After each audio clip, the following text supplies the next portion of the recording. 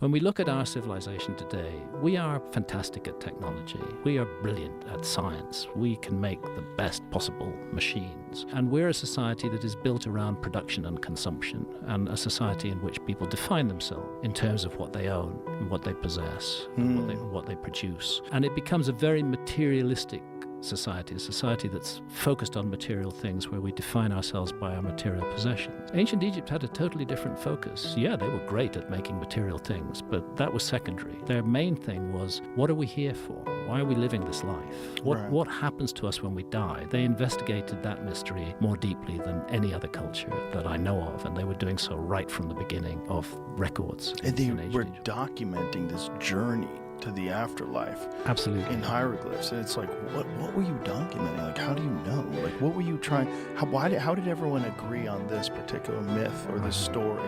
Unless there was some experience being brought to bear in it. It's one of the things that we point out in season 2 is that the ancient Egyptian notion of a leap to the sky after death, to the Milky Way, of a journey along the Milky Way, of encountering challenges and dangers and risks there, monsters that would block your path, gates that you had to know the password to get through. That idea is found all over the world. The path of souls, found all over the Americas. What do you think that they're trying to say? I think, first of all, it's evidence of a remote common origin of this idea. It's when it's found amongst cultures all around the world that apparently had no contact with one another and are often separated by hundreds or thousands of years. The same idea is found about what happens to us after death. The only reasonable explanation I can come up with is that they've all inherited this idea and then developed it in their own ways from a remote common source. And that's one of the main reasons that I'm curious about the possibility of a lost civilization, that these spiritual ideas are found all around the world. They involve the journey of the soul after death and a leap to the heavens. And sometimes it's called an underworld, but really it's set in the sky. And this journey that takes place where you are judged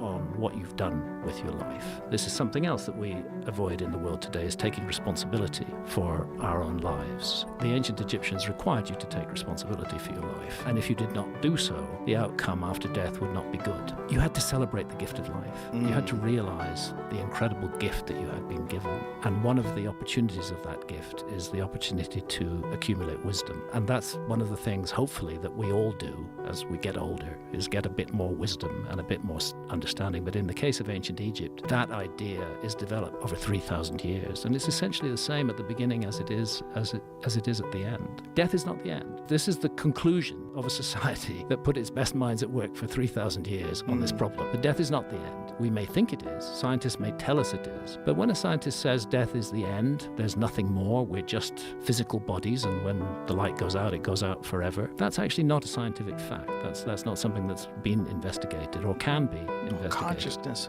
itself is so confusing. Just consciousness, just like, what is it? Why are we conscious? Is it local, or are we tuning into consciousness? And when you die, where's that energy go? Is the soul a real thing? What is the essence of life? What is the essence of human life and human consciousness? They're very perplexing questions, which actually are of great significance to every one of us. I mean, suppose death just is the end. Then that's a way not to have to take too much responsibility for our lives, for the impact that we've had on others, for the pain that we may have caused, or for the joy that we may have caused. If death's the end, there's no up or downside to that, whatever we do. From the ancient Egyptian point of view, death's not the end, and you have been given the precious gift of life. What did you do with it? And there are moral aspects to that question. There's these 42 assessors, they're called the negative assessors, who ask the soul of the deceased questions about what they did in life. And those are all moral questions. They bear some relationship actually to the Ten Commandments. But there's another question, which is called the weighing of words. And that question is, what did you do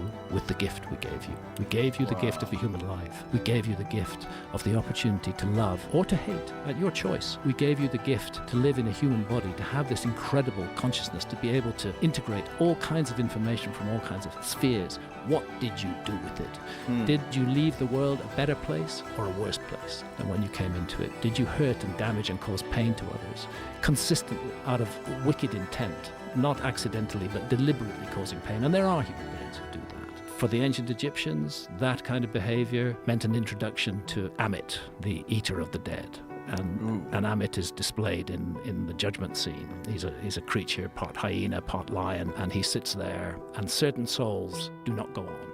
Ooh. Their journey ends, and it ends because of the choices they made during life and because they never took responsibility for what they did. There's so many mysteries to it. For anybody to pretend that they have all the answers to something as perplexing as Egypt.